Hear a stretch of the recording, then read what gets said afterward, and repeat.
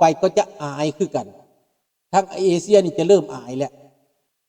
เพราะว่ามันเห็นท่าแท้ตัวเองหล่อนจ้อนดิท่าแท้ของเจ้ามันหล่อนจ้อนมันเปิดแล้วประชาชนตื่นแล้วนะมันโมเมนต์ประชาชนล่างสมองดอกมันเป็นคนที่ได้รับผลประโยชน์เขาคัดขวางไว้สิบอกเป็นยังแต่ว่าล่อนจ้อนแล้วโลกทั้งโลกเขาเห็นหมดแล้วพี่น้องดังนั้นเขาจึงปักใจปักตูปินนามาเอเชียเพื่อเปลี่ยนแปลงเพราะในยุโรปเขาเปลี่ยนแล้วในยุโรปเขาเปลี่ยนแล้วเขาจังเจริญเขาจังมีอยู่มีกินประเทศทุกประเทศยากต่างๆเขาค้าขายร่วมกันเขาพัฒนาร่วมกันเส้นทางต่างใดบอนมันบ่ดีบอนใดท่องเที่ยวเขาไป develop เบิดเขาไปพัฒนาเบิดเงินทุนยุโรปเขาไปพัฒนา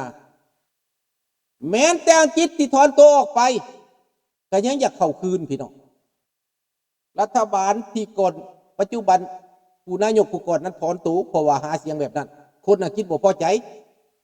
เอาชาตินิยมมาก่อนต่อต้านอพยพแต่ผลสุดท้ายเดี๋ยวนี้อยากเข้าคืนพี่น้องอยากเข้ายุโรปคืนเห็นบ่ดังนั้นในเอเชียเฮานี้ถ้าลูกหลานถ้าประชาชนส่วนใหญ่เห็นแจ้งตาสว่างแล้วหั่นน่ะผู้ใดก็สิเอามางุ้มหัวเฮาไว้บ่ได้มันจะเป็นไปเองและเปลี่ยนไปเองถ้าทุกคนตื่นตัวเขาเฮ็ดได้ย้อนว่าทุกคนพักกันนอนเสยนอนหลับคิดว่ามันบ่เกี่ยวข้องกับเฮาเรื่องการเมืองประชาชนธรรมดาตาดำๆนี่นะบ่เข้าใจว่าการเมืองมันครอบงำเฮาบ่แม่นประเทศนั้นประเทศนี้มาครอบได้แม่นเฮาเองบ่สนใจแม่นเฮาเองบ่เรียนรู้แม่นเฮาเองบ่ศึกษา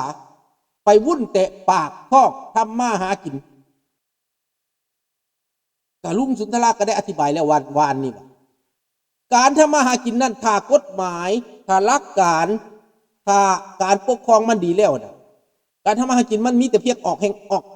ไล่เลยว่าคนสื่อๆเอาคนสื่อๆอยู่แคนาดามาจากประเทศลาวบ่สนใจการบ้านการเมืองยังก็ได้อยู่ในนี้มีแต่ว่าไปออกแห่งงานเป็นควายไถนาให้เขาแต่ละมือเช้าไป8 โมงไปแต่เช้า7 โมงเช้า5 โมงแรงไป7 โมงเช้า5 โมงแรงทุกมื้อแบบนั้นตลอดชีวิตฮอดมื้อตายมันก็มีกินมันต้องได้ลิ้นรสหยังถ้ามันบ่ไปใส่มาใส่มันบ่จ่ายพุ่มเพื่อยมันเหลือกินเหลือใส่ซ้ำอีกพี่น้องเห็นบอกแรงงานคนธรรมดาได้ขนาดว่าแต่บ่เจ็บบ่ไข้ออกแรงงานได้ทุกมื้อผัวกับไปเมียกับไปนี่เหลือกินพี่น้องแรงงานขั้นต่ำเขาได้ขนาดเหลือกินดังนั้นเหตุผลที่เฮาถูกอยู่ในประเทศลาวประเทศไทยย้อนการเมืองย้อนการปกครองย้อนคนเอาหลัดเอาเปรียบย้อนมีผู้กดขี่ข่มเหงย้อนมีผู้ปกปิดไว้เพื่อผลประโยชน์ของเขาส่วนใหญ่มหาเศรษฐีต่างๆแม่นไผเป็นมหาเศรษฐีเห็นบ่คนร่ำคนรวยเขาเป็นมหาเศรษฐีเขาส่งลูกเขาไปเป็นนักการเมืองไปนั่งอยู่ในสภาแล้วเฮาคนธรรมดานี่บ่ได้มีโอกาสนั่งแต่อยู่ในประเทศแคนาดานี่เจ้าสิห่างปานใดเจ้าก็บ่ได้มีสิทธิ์นั่งในการเมืองแบบนั้นได้เห็นบ่มันบ่เกี่ยวกันได้เขาจะเอาคนทุกสั้นคนมานั่งเป็นผู้นำประเทศเขาบ่ได้เอาตั้งแต่ว่าลูกเศรษฐีจังได้เป็นอันนั้น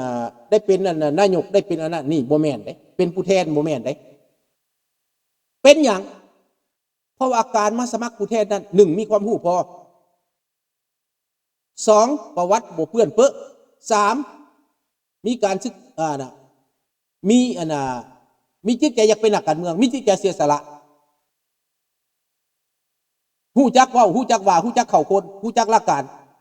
เท่านั้นได้มันต้องการมันบ่ได้ต้องการว่าเจ้าต้องมีเป็นมหาเศรษฐีเป็นหยังเพราะว่าเป็นนักการเมืองเป็นโฆษณาน่ะเขาบ่ได้ใช้เงินเจ้าลงทุนเฮ็ดแต่ป้ายติดน้ำฝาน้ำต้นไม้เขียนเอาเองก็ได้ไปสั่งพิมพ์ก็ได้เท่านั้นมีเท่านั้นบ่ได้ต้องการเงินไปซื้อจ้างบ่ต้องการทุ่มเทพิลึกพิลั่น บ่ต้องการอันนั้นต้องปราศัยเวทีเป็นคืองานอันมโหสถของงานบ่ในแคนาดาบ่มีแม้แต่ปราศัยก็เกือบบ่มีเขาไปหาเสียงกันเขาให้สัมภาษณ์อยู่บนทีวีเขาให้ดีเบตอยู่บนทีวีจบและเจ้าอยากลง YouTube อยากลง Facebook ของเจ้าก็ได้บ่จำเป็นต้องไปอันนั้นเขาออก Facebook ออก YouTube แล้วมันบ่ได้ใช้เงินดังนั้นทุกคนแม้แต่ลุงสุนทราก็ยังเป็นนักการเมืองได้พี่น้องในแคนาดาไปสมัครถ้าว่าเขาฮู้ได้จบมัธยมไปแล้วไปสมัครได้พี่น้องเป็นผู้แทนเขตได้เป็นผู้แทนเมืองได้พี่น้องเพราะว่านำเอาเสียงของประชาชนมาเว้าเพื่อประชาชนถ้าเจ้าไปเป็นแล้ว1 ปีปีที่2เจ้ายังบ่มีหยังเกิดขึ้นยังบ่ได้หยังย้อนเจ้าน่ะยังเอาชนะบ่ได้คือข้าพเจ้าสนับสนุนคนข้างบ้านข้าพเจ้าคนหนึ่งในนี้เราเป็นสมัครเป็นผู้แทนเมืองเราได้เป็นข้าพเจ้าไปสนับสนุนเราให้ขอห้องให้เราอ่ะถ้าเจ้าได้ให้เจ้ามาสร้างเดินกีฬาอยู่นี่อยู่ข้างบ้านข้าพเจ้านี่มันมีพักเมื่อเวลาเราได้ไปปีที่2เราก็สร้างโลดได้ตามคำมั่นสัญญาเรานำของบประมาณมาสร้างเฮ็ดเดินเตะบานเฮ็ดบอลเล็กน้อยลินเฮ็ดบอลพักผ่อนเฮ็ดความสะอาด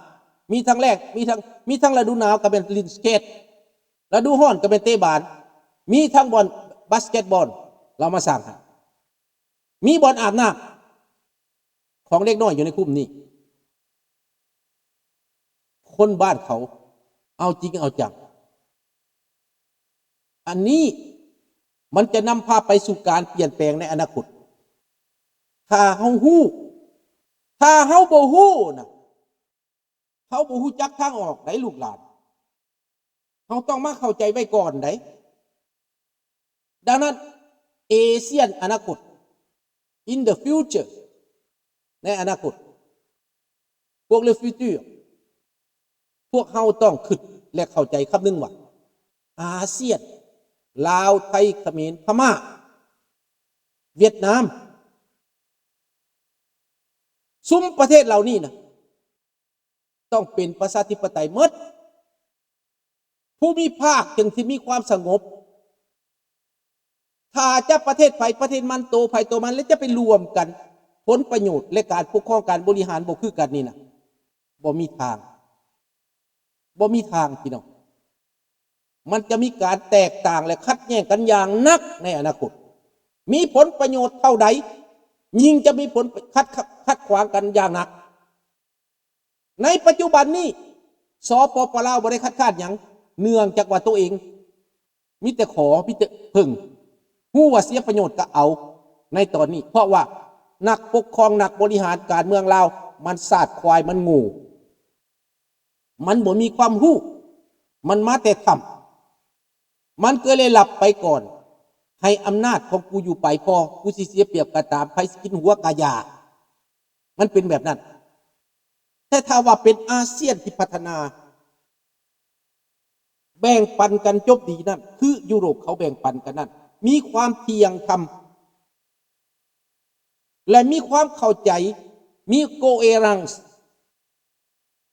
เห็นบ่มีความเห็นอกเห็นใจกันเขาจะซอยสู้พัฒนาให้ไปเทียบท่านกันเป็นอย่างถ้าว่าสมมุติว่าต้นไม้ต้นหนึ่งงามเป็นหมากคนจะไปปีนไปแม่นกินแต่ต้นนั้นอีกต้นหนึ่งทั้งข้างผัดบ่มีฝุ่นใส่บ่มีน้ำหดมันหลดเตี้ยต่ำๆมากก็บ่ปิดคนก็มากินแต่ต้นใหญ่ฮั่นถ้า2ต้นเป็นต้นนี้เป็นแล้วเขากินหมดแล้วต้นนั้นเป็นก็ได้กินต่อมันเหมือนดังแบบนั้นพี่น้องประเทศ2ประเทศนั้นถ้าลาวก็เจริญไทยก็เจริญ2ประเทศ2ประชากรของประเทศเหล่านี้บ่มีความกังวลอย่างหมดไปไทยก็สบายมาลาวก็สบายอาศัยไผพึ่งกันได้ทั้งสอง ลุงสุนทราจะอธิบายแบบนี้ดังนั้นประชาชนสองชาตินี้นั้นมันพึงพาอาศัยซึ่งกันและกันไทยอาจจะอาศัยแหล่งไฟฟ้าแห่งประเทศลาวแต่อย่าไปเอาเปรียบเขาหลายให้เขาเป็นประชาธิปไตยแล้วเฮาก็จะสะดวกในการได้การใช้พึงพาซึ่งกันและกันไทยอาศัยไฟฟ้าจากลาวลาวก็อาศัยเศรษฐกิจการผลิตจากไทยอาศัยความเที่ยงธรรมจากประเทศไทยอันนี้ที่ลุงสุนทราอยากเว้าและร่วมมือกันพัฒนายกเว้นเวียดนามนั่นมันจกตับจกไตมา49 ปีแล้วนะมันกินตับกินไตลาวคนลาวบ่ได้อยาก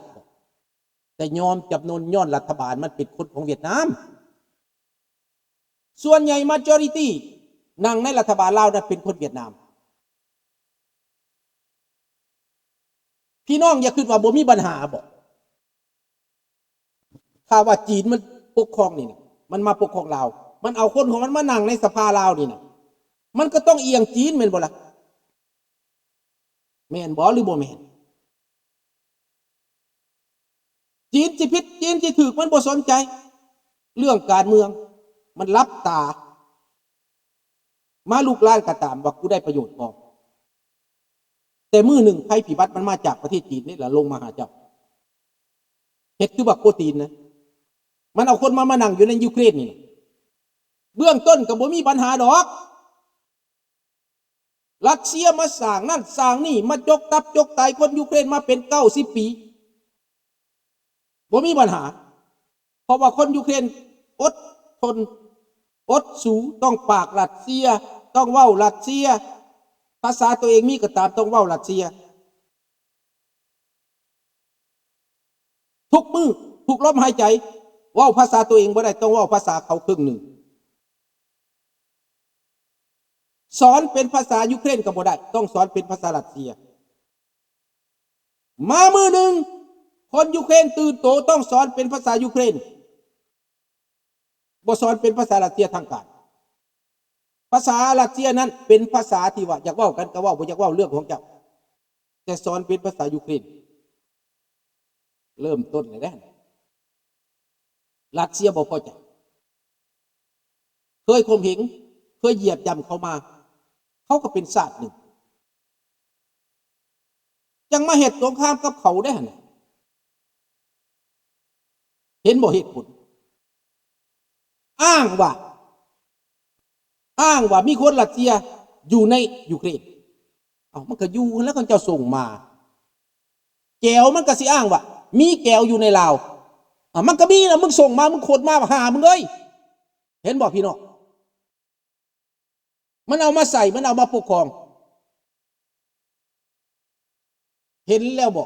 เหตุผลคันสิอ้างแบบนี้อยู่ในอเมริกาก็มีคนโซเวียตได้สิบ่มาปกครองบ่มีคนโซเวียตได้อยู่ในอเมริกาก็ได้นำมาแท้แม่นำมากินสันผ้าเขาอยู่ในแคนาดาก็มีคนโซเวียตข้าพเจ้าไปตึกเบ็ดเห็นคนโซเวียตเว้ากันกับมันมื้อนั้นกูก็เป็นคนโซเวียตว่าซั่น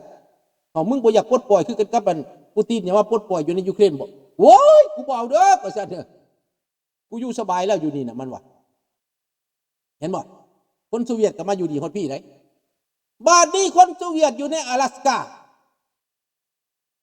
ที่โซเวียตขาย阿拉斯กาให้อเมริกาตอนนั้นบ่สนใจ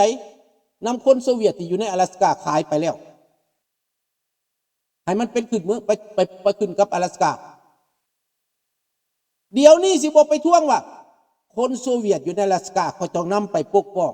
นำมาแต่แม่บ่ถือเกิดบทของอเมริกาเห็นบ่อเมริกามันปกป้องไว้มันหวงคือไข่นี่มันสิให้เจ้ามาวุ่นวายวะเห็นบ่พี่น้องอันนี้ลุงสุนทราเว้าให้เห็นแจ้งและอธิบายไปให้เห็นลึกๆกว่านั้นอีกเนาะเอากลับมาสู่เรื่องสงครามในยูเครน